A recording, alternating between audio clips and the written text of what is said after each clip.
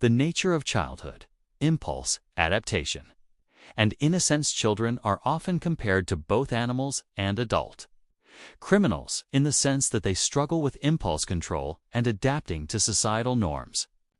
However, this comparison, while insightful in some ways, also has significant limitations. To understand this issue, we must explore the nature of impulse control, the development of moral reasoning, and the meaning of innocence. Impulse, control, and adaptation. From a psychological standpoint, children, like animals, act largely on instinct and immediate desires. Their prefrontal cortex, the part of the brain responsible for impulse control, long-term planning, and rational decision-making, is still developing. As a result, they often behave in ways that prioritize immediate gratification over societal expectations. This is why young children may struggle with patience, emotional regulation, and complex moral reasoning. Similarly, some theories of criminal behavior suggest that certain adult criminals also have difficulties controlling their impulses or adapting to social norms. However, the key distinction is that children are still in the process of developing these abilities, while adult criminals, depending on the crime, they already possess them but choose to act against them. The concept of innocence. Despite their impulsivity, children are widely regarded as innocent.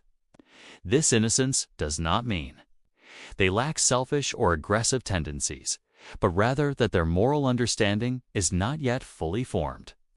When a child acts out, it is usually due to ignorance or an underdeveloped sense of right and wrong rather than malice. In contrast, adult criminals are typically seen as morally responsible for their actions because they have had the opportunity to develop moral reasoning but may have chosen to disregard it. The key difference, then, is culpability. Child is still learning, whereas an adult criminal is generally expected to know better. Reconciling impulse and innocence.